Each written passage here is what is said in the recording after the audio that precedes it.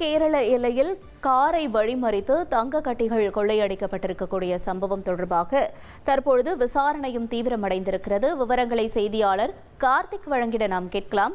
கார்த்திக், வணக்கம். என்ன நிகழ்ந்தது? முழு விவரம் என்ன? வணக்கம். கடந்த 14ஆம் தேதி 1,32,00,000 மதிப்பிலான தங்க கட்டிகளை கொள்ளையடித்த கும்பல் யார் என்பதை மாவட்ட காவல்துறை உறுதிப்படுத்தியிருக்காங்க.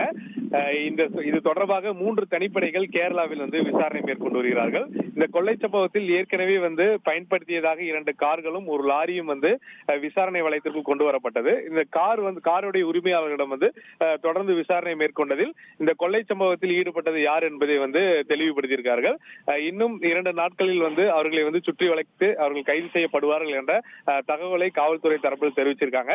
அது மட்டும் இல்லாம தமிழக கேரள எல்லையான பகுதியில் 2 தனிப்படைகள் தொடர்ந்து சிசிடிவி கேமரா காட்சிகளில் பதிவான காட்சிகளை விசாரணை மேற்கொண்டு வருகிறார்கள். அந்த சூழல்ல கார் உரிமையாளருடைய கார் வழுக்கல் என்ற பகுதியில் கண்டுபிடிக்கப்பட்டிருக்கு.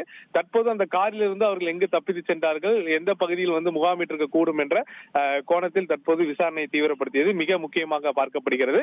இந்த வழக்கில் விரைவில் கைது நடவடிக்கை இருக்கும் என்பதை காவல்துறை அதிகாரிகள் தெரிவித்துள்ளனர். தந்தி டிவியை உங்கள் கேபிள் டிவி ஆபரேட்டரிடம் இலவசமாக கேட்டு பெறுங்கள்.